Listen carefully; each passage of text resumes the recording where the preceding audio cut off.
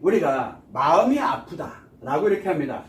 치료라는 말을 우리가 흔히 많이 쓰는데 이 치료법을 도대체 뭘 선택을 해야 될까 고민을 많이 합니다. 치료를 할 때. 그래서 우리는 늘 이 치료라는 게 왜 필요하냐가 가장 중요합니다. 마음이 아파. 그래서 치료법을 선택하는 사람들은 치료법을 찾는 사람들은 회복을 하고 싶어 하기 때문에 치료법을 찾는 사람들은 아픈 사람들입니다. 그런데 아픈 크기만큼 문제가 있는 사람들이 있어요. 문제가 있는 사람들. 너무 즐거워. 너무 즐거워.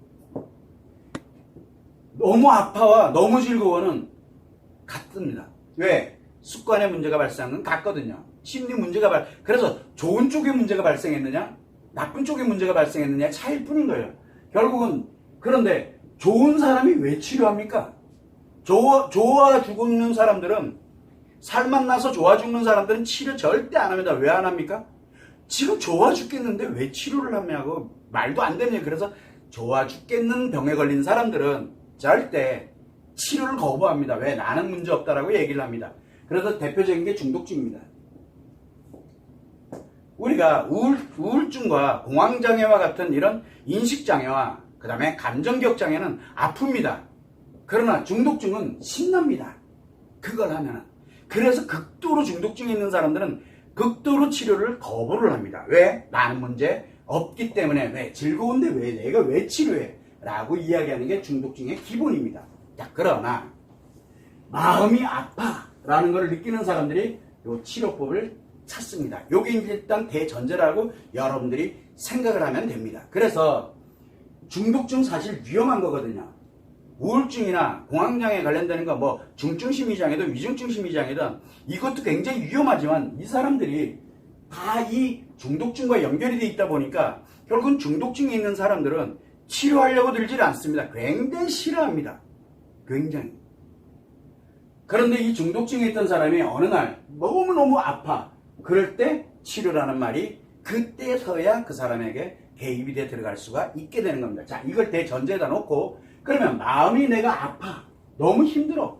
슬퍼. 고통스러워. 이렇게 되면 치료법을 찾게 되는데 어떤 치료법을 선택을 해야 되느냐 라고 이렇게 갑니다. 그러면 마음이 아플 때 원인은 첫 번째는 인간은 몸과 마음으로 구성되어 있는 건 맞습니다. 그래서 인간은 몸 안에 마음이 존재하고 있다 보니까 몸 밖에 마음이 없습니다. 여러분들 마음은 여러분들 생각은 여러분들만이 갖고 있는 겁니다. 바깥에서 찾지 마세요. 상대방이 내 마음 안 갖고 있어요. 상대는 상대의 마음을 갖고 있고 나는 나의 마음을 갖고 있습니다. 내 몸은 내 거고 내 뇌는 내 거예요. 내 뇌를 상대가 갖고 있질 않는다는 얘기입니다. 자, 이런 식으로 뇌라든가 신경이라든가 호르몬이라든가 기타 생리학 뭐 이런 여러 가지 사람들의 신체적인 부분이 있습니다. 뭐와 연결되어 있는? 마음과 연결되어 있는 신체적인 부분들이 있습니다. 우리는 요거를 정신의학이라고 합니다. 정신.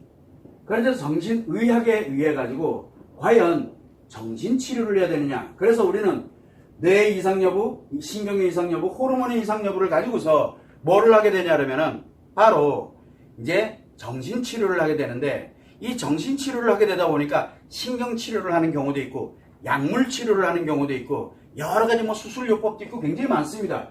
그래서 우리는 그걸 통칭해서 정신치료를 한다라고 얘기합니다. 그래서 정신치료가 필요한 분은 정신 관련되어 있는 내가 지금 뇌에 이상이 있구나, 신경에 이상이 있구나, 호르몬에 이상이 있구나, 그럼 정신치료하면 됩니다. 정신치료. 치료법을 이렇게 선택을 하는 거예요. 두 번째는 내가 이제 그러면은 내한테 지금 습관의 문제가 있는지를 점검을 하는 겁니다. 그래서 습관 문제 있느냐?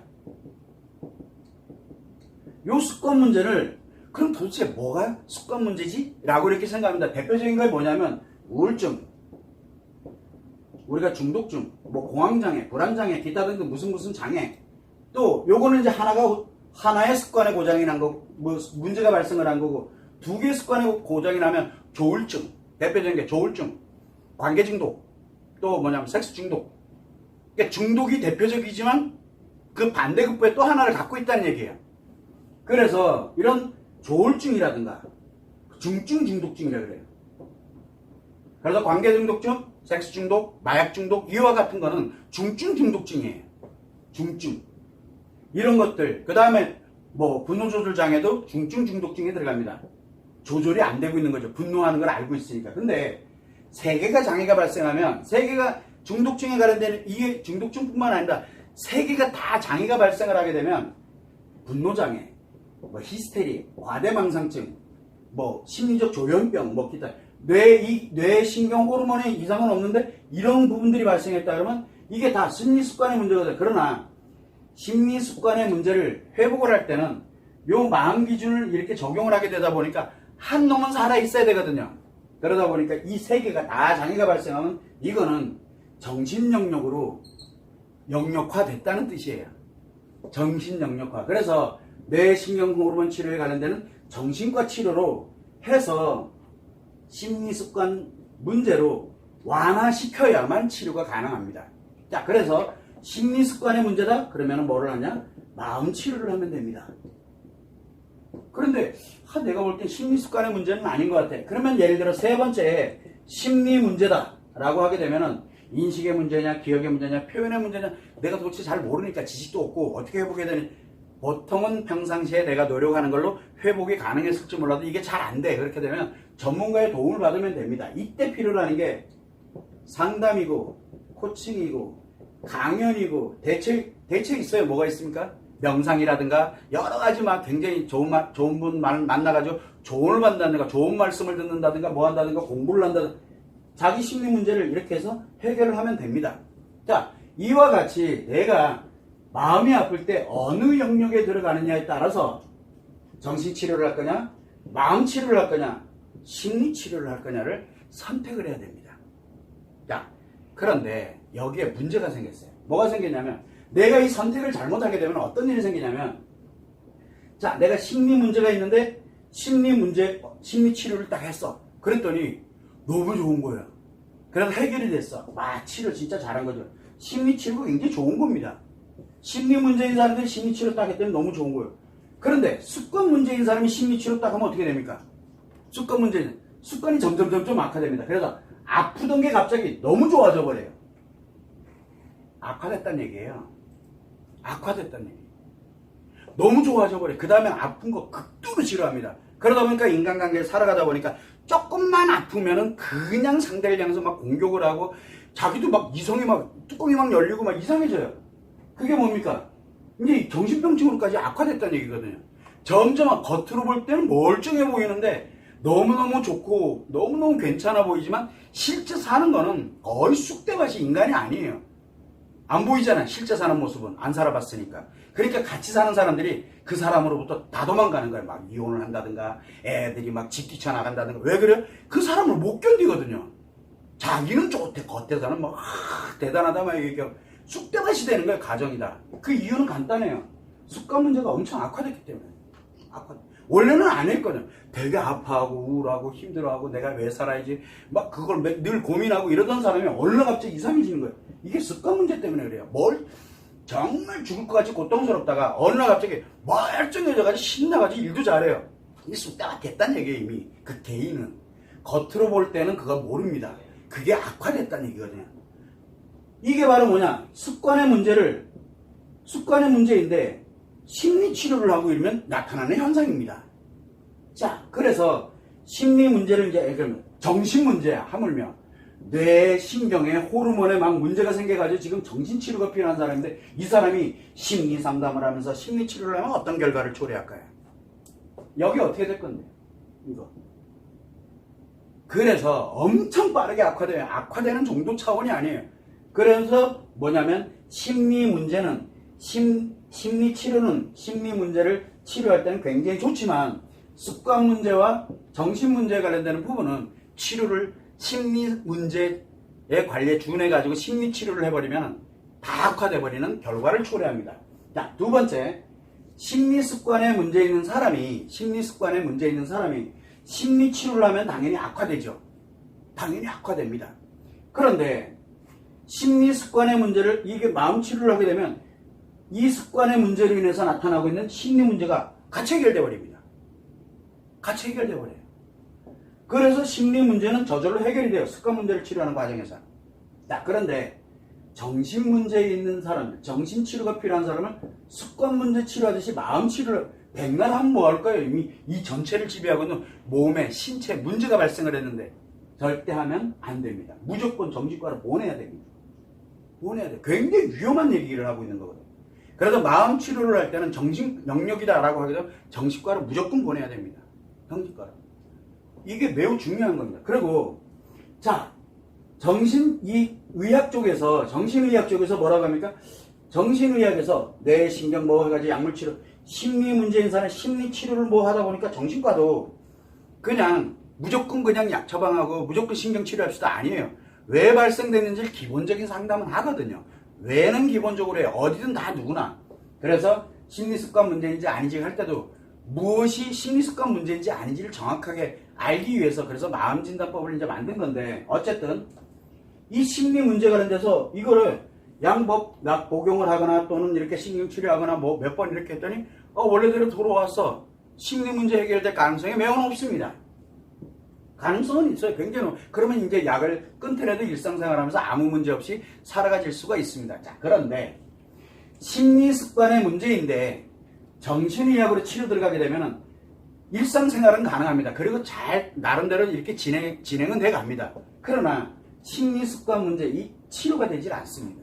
왜냐하면 무의식을 바꿔야 되는데 즉 한마디로 습관을 바꿔야 되는데 약으로 뭘로 이게 바꿔지지가 않거든요. 뭔가를 해야 돼요. 본인이. 그래서 이 심리습관 문제인 채로 일상생활을 살아가도록 하는 것은 괜찮습니다. 일상생활. 그래서 저는 마음치료를 할 때 굉장히 고통스럽고 일상생활을 하기 너무너무 어렵고 힘들어하는 분들한테는 꼭 정신과 치료를 병행하라고 저는 계속 권하고 있습니다. 왜? 일상생활은 해야 될 거 아니에요. 일상생활은. 그리고 약을 복용하시면서 약 처방을 받아서 약을 복용하시면서 이 마음치료를 꾸준하게 지속하다 보면 이 정신과 의사랑 이제 같이 병행하면서 이야기하다 보면 조금씩 이제 이 약물 처방이 줄어가고 어느 순간에 되면 그럼 병행, 그걸 우리는 협업이라고 저는 얘기를 하는데 물론 정신과에서도 굉장히 기분이 나쁘시겠지만 저는 그렇게 권합니다. 자, 그래서 이렇게 진행을 합니다. 그래서 정신과 치료는 도움이 굉장히 많이 됩니다. 그러나 이 심리습관 문제를 치료할 수는 없습니다. 그래서 이 치료법이 완전 다릅니다. 그래서 우리가 다른 치료법을 선택을 하더라도 어느 거는 매우 위험하고 어느 거는 그나마 그래도 현재 상태는 일상생활하면서 유지는 할 수 있거든요. 그렇다고 치료가 되는 건 아니에요. 치료법이 다르면 치료가 안 됩니다. 그러나 심리 문제에 관련되는 부분은 심리 치료뿐만 아니라 습관 문제 치료도 할 수도 있는 거고 정신으로도 치료가 가능합니다. 왜? 이거는 단순한 문제를 해결하면 해결이 되는 거기 때문에. 자, 그런데 이제 우리가 여기서 생각하면 이 비용적인 측면을 이제 얘기를 하게 되고 기간이라든가 이런 걸 이야기를 하게 되는 거거든요.